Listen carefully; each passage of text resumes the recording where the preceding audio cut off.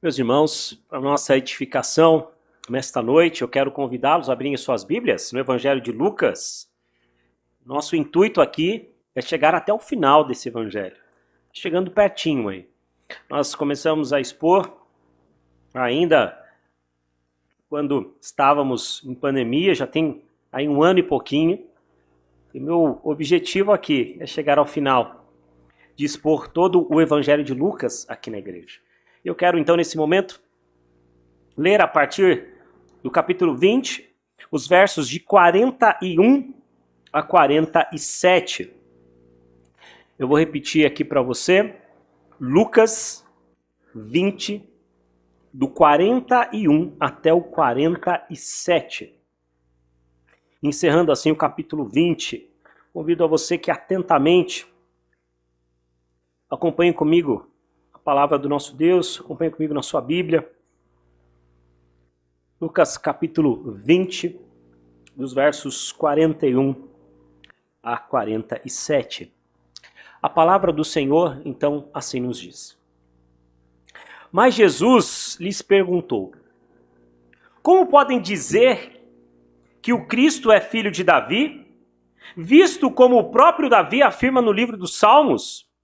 Disse o Senhor ao meu Senhor: assenta-te à minha direita, até que eu ponha os teus inimigos por estrado dos teus pés. Assim, pois, Davi lhe chama Senhor, e como pode ser ele seu filho?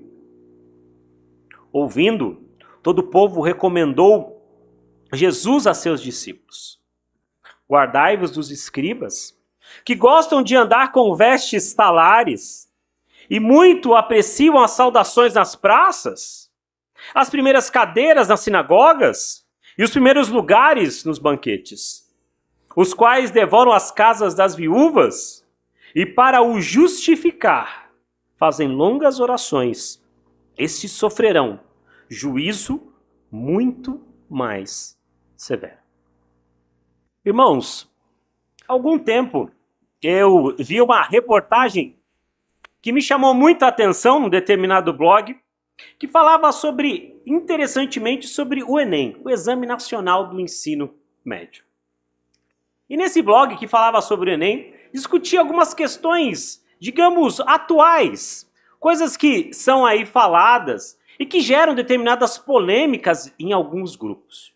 Mas uma coisa que me chamou a atenção, justamente porque eu estudo teologia já há algum tempo, foi que eles perguntaram para diversos alunos de religiões diferentes sobre quem é Jesus. Perguntaram então para as pessoas que seguem o cristianismo, é claro, talvez os irmãos imaginem quais são as respostas, mas também perguntaram para quem seguia o islamismo, o judaísmo, o hinduísmo, Umbanda, enfim, para diversas matrizes e diversas religiões.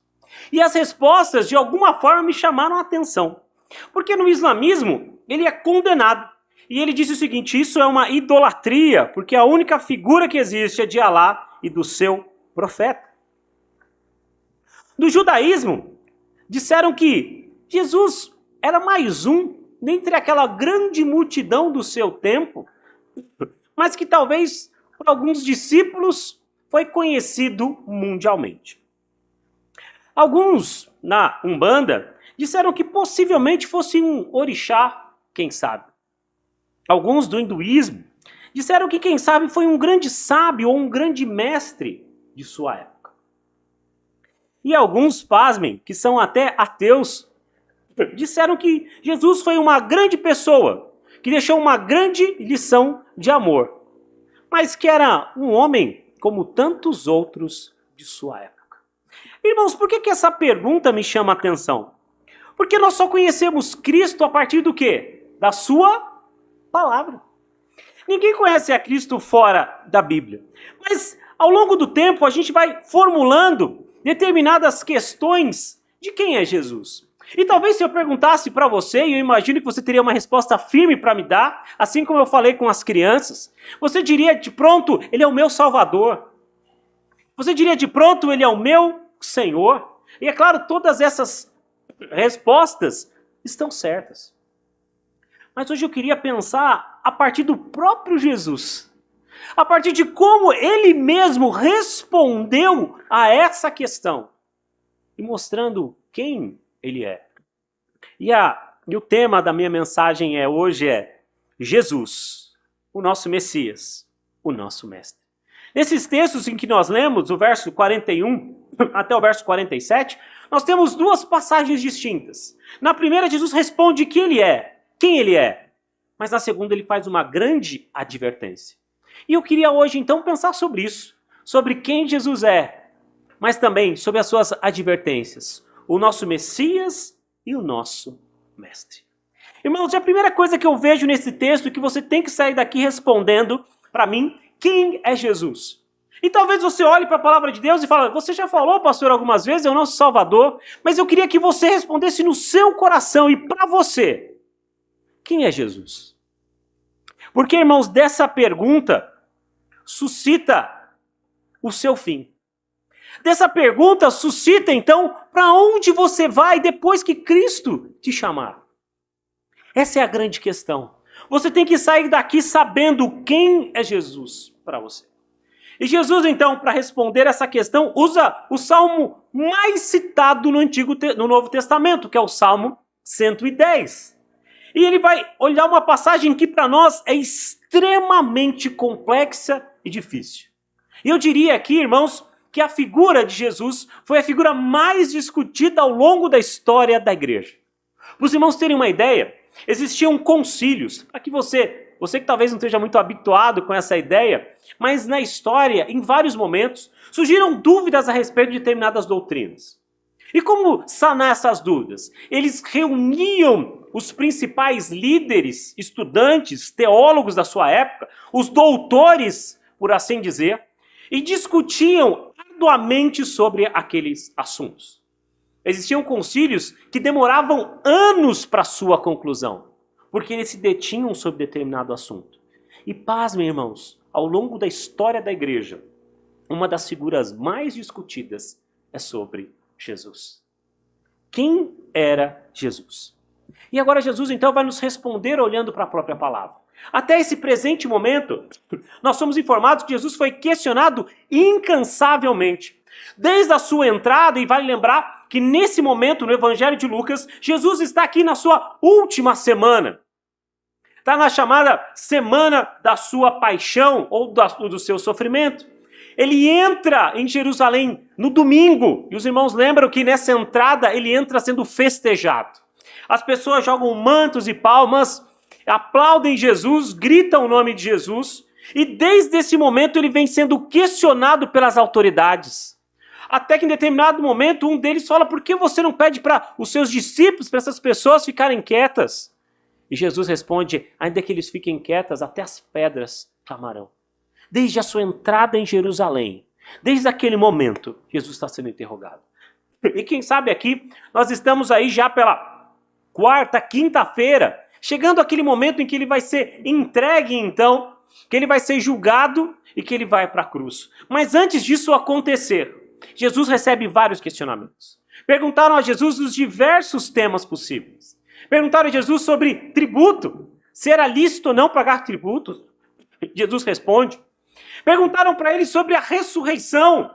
Jesus responde também, até o ponto que, como nos diz alguns versos antes, eles não ousavam mais perguntar nada, porque Jesus já havia respondido tudo e de uma forma clara e simples.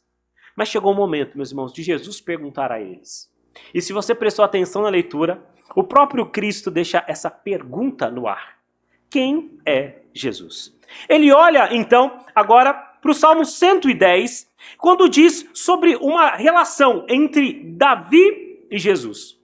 Para que você entenda isso, vai se lembrar que a primeira vez em que a promessa do Messias é citada está lá no capítulo 3 de Gênesis, quando diz que iria vir aquele que esmagaria a cabeça da serpente, aquela que enganou Eva.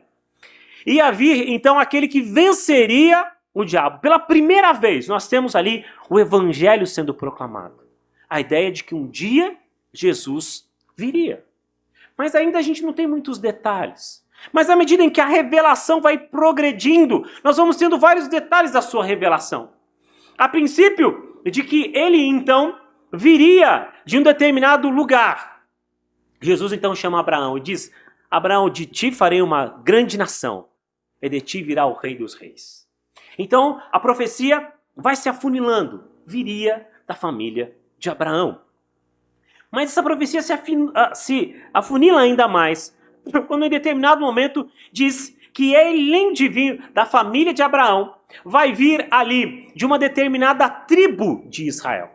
E lembre-se que quando Abraão teve Isaac e Jacó, Jacó teve 12 filhos que são conhecidos como as 12 tribos de Israel. Ele diz então, ele virá da tribo de Judá. Nós temos aí então agora, da nação que ele ia vir, da tribo que ele ia vir. Mas a revelação progride ainda. Diz que além dessa tribo, ele viria da família do rei Davi. Nós temos então a revelação chegando mais perto. E é justamente esse ponto que nos é dado, o Salmo 110. E a pergunta que Jesus faz é o seguinte: como Davi pode ser Senhor e ao mesmo tempo chamar o seu filho de Senhor? Era muito comum para os irmãos entenderem que os filhos sempre chamassem os seus pais de Senhor, como até hoje ainda o é. Você possivelmente tem esse costume de chamar o seu pai por educação, claro, por respeito, de Senhor. E a ideia aqui é a mesma. Se Jesus é filho de Davi, então Jesus tem que chamar Davi de Senhor.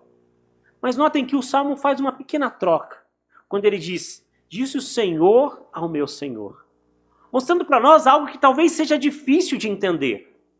Mas a ideia de que Jesus, sim, é Senhor porque ele é Deus. Mas que chama Jesus, que ele chama Davi de Senhor porque ele é seu pai. O que quer dizer isso, irmãos? Parece para nós um emblema, parece para nós aqui um jogo de palavras. Mas o que Jesus está dizendo aqui é de que ele é homem e Deus ao mesmo tempo. E talvez essa seja uma das respostas à pergunta: quem é Jesus? Jesus é homem e Jesus é Deus.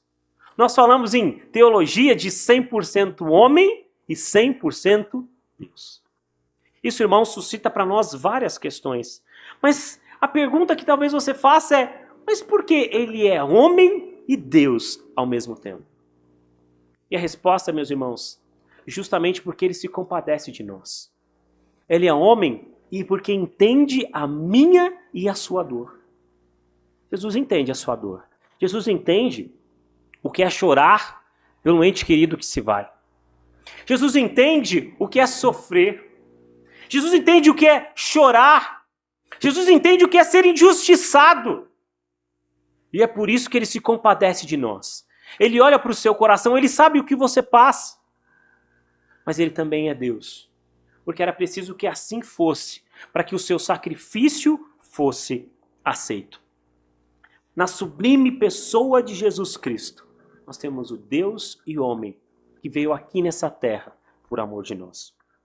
O autor aos Hebreus nos esclarece um pouco mais essa questão quando ele diz o seguinte: por isso mesmo convinha que em todas as coisas se tornasse semelhante aos irmãos, para ser misericordioso e fiel sumo sacerdote nas coisas a Deus, e para fazer propiciação pelos pecados do povo. Pois naquilo que ele mesmo sofreu, tendo sido tentado, é poderoso para socorrer os que são tentados.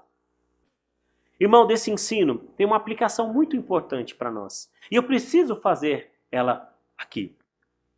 Você tem que entender que o seu sofrimento não é alheio a Jesus. Você tem que entender que o seu sofrimento não está aquém de Jesus. Você tem que entender que Jesus olha para o seu sofrimento. E sabe por que ele olha? E sabe por que ele sabe o que você sente? Sabe por que ele se simpatiza com o seu sofrimento? Porque enquanto ele esteve aqui sendo homem, ele também assim o foi. Aliás, o ministério de Jesus começa assim. Depois de Jesus ser batizado por João Batista, ele é levado até o deserto, pelo Espírito Santo. E lá ele vai passar por privações. Mas lá ele vence essas privações. Ele vence a sua tentação.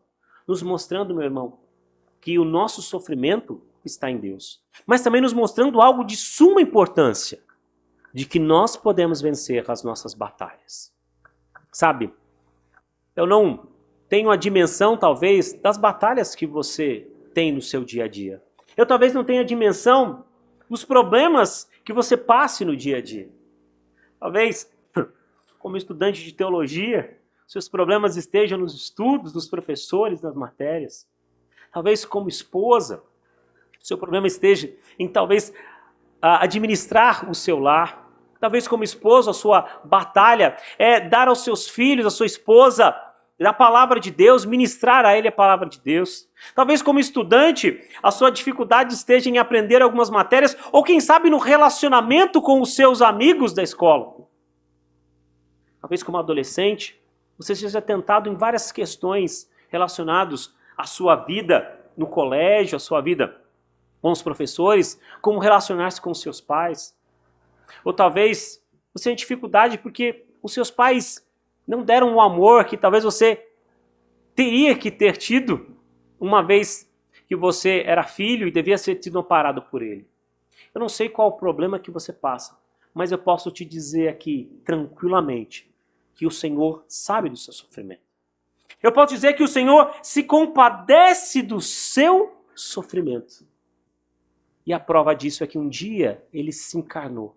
Ele se tornou um de nós, para que eu e você pudéssemos chamar a Deus de Pai. Irmão, a palavra de Deus diz que não existe maior amor do que dar a vida pelos seus irmãos. E foi o que Jesus fez. Ele deu a vida por nós. Isaías, quando exemplifica essa ideia, ele diz que por causa dele, por causa dos seus ferimentos, por causa das suas pisaduras, nós fomos sarados. E agora, irmão, eu tenho que voltar àquela pergunta do início para você. Quem é Jesus? Porque hoje você pode sair daqui com duas ideias.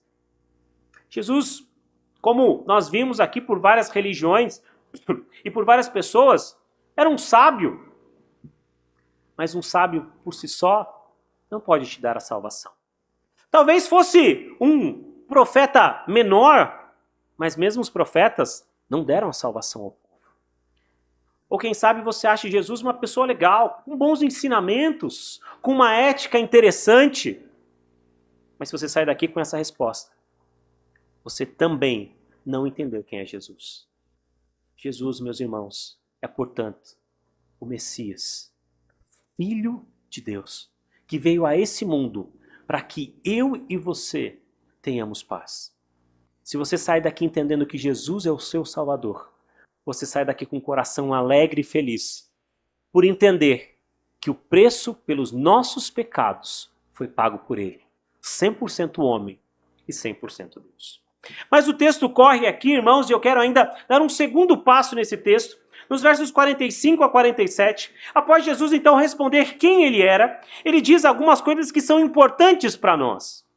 Porque ele diz, olha, vocês entenderam então quem é Jesus, mas eu quero que vocês vivam comigo. Eu quero que vocês entendam que vocês precisam ter comunhão comigo. Eu quero que vocês entendam que vocês precisam estar comigo. Porque não basta só essa capa de religiosidade, não basta só vir à igreja, não basta só fazer alguns rituais, mas é preciso que você caminhe comigo. É preciso que você aprenda de mim. E para mostrar isso, o Senhor faz-nos 3 grandes alertas. E o primeiro desses alertas é, cuidado. Às vezes você vem à igreja não porque entendeu Jesus Cristo, mas como um religioso. E me permita falar aqui, meu querido, minha querida. Um religioso, ele não vai para o céu. Uma pessoa que é ficcionada tão somente nos rituais, eles não vão para o céu. E é o que Jesus diz aqui sobre os escribas, que demonstravam uma grande espiritualidade. Eles gostavam, segundo o que diz, das vestes, dos gestos. Eles gostavam de toda aquela polpa da ideia da cerimônia. Gostavam de estar vestidos com aquela roupa bonita. Faziam longas orações nas praças públicas para que as pessoas olhassem e falassem, nossa, como essas pessoas são espirituais. Mas Jesus diz que isso era apenas o que eles tinham. Eles só tinham uma capa de santidade. Mas por dentro era vazio. Eles apenas se exibiam. Jesus então faz um grande alerta no verso 46, quando ele fala: guardai-vos vós dos escribas. E o que ele quer dizer aqui é o seguinte: irmãos, guardem de que a sua religião não seja tão somente presa a rituais. Porque se estiver presa a rituais, você não entendeu quem é Jesus. Porque se estiver preso apenas a vestes, você não entendeu quem é Jesus. Se estiver presa apenas a determinados parâmetros, você não entendeu quem é Jesus. Porque Jesus é aquele que entra no seu coração e muda tudo por completo. E tudo o que você tem, então, passa a ser de Deus. Deus não quer só o seu domingo, Ele quer a sua segunda, sua terça, sua quarta, sua quinta, sexta, o sábado. Deus não quer apenas a hora do culto, mas Ele quer toda a sua vida. Ele não quer que você tenha minutos com Ele de oração, mas Ele quer que você ore sem cessar. Ele não quer que você leia a Bíblia tão somente com a ideia de crescer intelectualmente, mas que você cresça na fé e no conhecimento de Jesus Cristo. E é isso, meus irmãos, que Ele diz: guardai-vos dos escribas. É preciso que a gente caminhe muito mais com Deus. É preciso que nosso relacionamento não seja apenas dominical. Há algum tempo atrás, ouvindo de um professor meu do seminário, ele disse sobre a ideia de um ateu prático. E eu já conversei com os irmãos sobre essa ideia. O ateu prático é aquele que vem à igreja. É aquele que, dominicalmente, tem a sua Bíblia aqui, debaixo do braço. É aquele que está conosco, que canta, mas que no domingo, após a bênção, após cantar o Amém Tríplice no final do culto, fecha a sua Bíblia, não a abre mais. A oração, só no próximo domingo. Passa a sua vida longe do Senhor. Cuidado, diz o nosso Deus. Cuidado com essas pessoas. Mas a segunda questão que ele vai nos dizer aqui, que é importante nós entendermos ainda nesse ponto, é cuidado com a hipocrisia religiosa. E aqui, irmãos, é preciso nós entendermos um pouco do que Jesus quis dizer. Quando ele diz que esses religiosos entravam na casa das viúvas e para justificar o que faziam lá, faziam grandes orações. Irmãos, nesse contexto aqui, as viúvas, elas não podiam se defender nos tribunais. Isso era algo muito comum. O que elas faziam então? Esses homens, por serem escribas, por lerem, tinham um grande conhecimento não só da teologia, mas também das leis. E podiam, de alguma forma, atuar, ainda que de forma embrionária, talvez como uma espécie de advogado. Uma espécie de defender a lei para aquelas pessoas. Mas sabe o que eles faziam? Eles não defendiam a lei no intuito de ajudar aquela pessoa, mas eles defendiam para que eles pudessem ficar com uma parte. Porque como muitas vezes as mulheres não liam, muitas vezes as mulheres eram alheias ou não sabiam muito sobre as leis, eles inventavam determinado jargão para que eles pudessem então, quando o seu esposo morresse, ficassem com boa parte da herança e deixasse ela talvez com algumas migalhas. E para isso eles justificavam fazendo grandes orações. E o que Jesus condena é isso. Hoje, quando nós lemos os 10 mandamentos, em Êxodo 20, você prestou atenção, um dos mandamentos diz: não furtarás. E eles quebravam esse mandamento, roubando as viúvas. É engraçado pensar que os líderes religiosos, aqueles que conheciam muito acerca da palavra de Deus, se importavam tão pouco com as pessoas. Irmãos, eles demonstravam um conhecimento muito grande da lei, muito grande da Torá, mas o seu amor pelas pessoas não fazia a menor falta, a menor diferença. Ou seja, falavam do amor, mas não viviam aquilo que falavam. E Jesus então condena essas pessoas, porque falam daquilo que não vivem. É claro, irmãos, que quando nós pregamos contra o pecado, nós temos que lutar contra ele. E talvez aqui os pastores sejam aqueles que mais devem sofrer esse alerta. Afinal de contas, nós pregamos contra o pecado. Mas temos que nos lembrar que o pecado que nós pregamos contra não nos torna isento a eles. Nós temos que lutar também por eles. Afinal de contas, Paulo disse: eu esmurro o meu próprio corpo, porque eu quero pregar sem ser condenado por aquilo que eu prego. E isso, meus irmãos, é uma coisa que nós devemos fazer. Porque ao pregar o amor, nós devemos viver o amor. Ao pregar a justiça, nós devemos viver a justiça. Ao pregar uma ética que convém com o que Jesus nos diz, essa ética tem que ser para nós. E aquele ditado que diz, olha, faço o que eu digo, mas não faço o que eu faço, não serve para aqueles que estão em Cristo Jesus. E por que eu digo isso, irmãos? E agora, caminhando aqui para o meu último ponto. É porque Jesus diz que essas pessoas sofrerão com juízo. E ele termina justamente esse texto dizendo assim, sofrerão juízo muito mais severo. Irmãos, nós podemos errar por dois motivos. O primeiro deles é não conhecer, pela ignorância da lei. Isso não nos torna inocentes, nós sofreremos também. Mas a Bíblia diz que aqueles que pecam, sabendo o que deveriam fazer, sofrerão muito mais açoites. E a Bíblia é clara em dizer, se você sabe o que você tem que fazer, você então se torna ainda mais responsável. Deixa eu te dar uma notícia aqui. Você ouviu praticamente agora toda a mensagem que eu tinha para essa noite. Então, a partir de agora, você se tornou ainda mais responsável, porque você sabe o que Deus quer de você. Deus veio a esse mundo, e nós vemos isso. Se encarnou, o homem Deus, para que eu e você pudéssemos ter vida. Mas ele disse que nós devemos viver de acordo com a sua palavra. Porque, irmão, você conhece a palavra de Deus. Talvez você frequente a igreja há alguns anos. Talvez tenha vindo aqui como visitante. Seja lá como for. Mas hoje você ouviu. Você não vai poder chegar diante de Jesus no dia do juízo e falar, olha, eu não sabia sobre essas coisas. Eu não sabia quem era Jesus. Porque possivelmente Jesus vai se lembrar e olhar lá no seu livro e dizer, olha, mas no dia 21 de agosto, no dia do batismo do Benjamim, você estava lá na igreja. Você ouviu a palavra de Deus. Agora, se você pecar, não é por ignorância, porque você já conhece. Portanto, irmãos, eu queria concluir voltando à minha primeira pergunta dessa noite. Quem é Jesus para você? E essa resposta vai fazer toda a diferença na sua vida. Porque se Jesus é o seu Salvador, você tem que andar conforme Ele andou. Porque Jesus diz que aqueles que me amam ouvem as minhas palavras e as obedecem.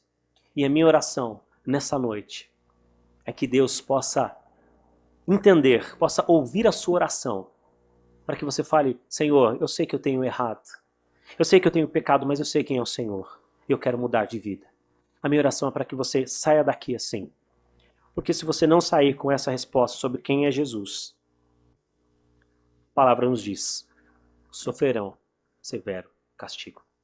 Que Deus os abençoe, meus queridos, para que nós possamos entender com a mente e com o coração quem de fato Jesus é.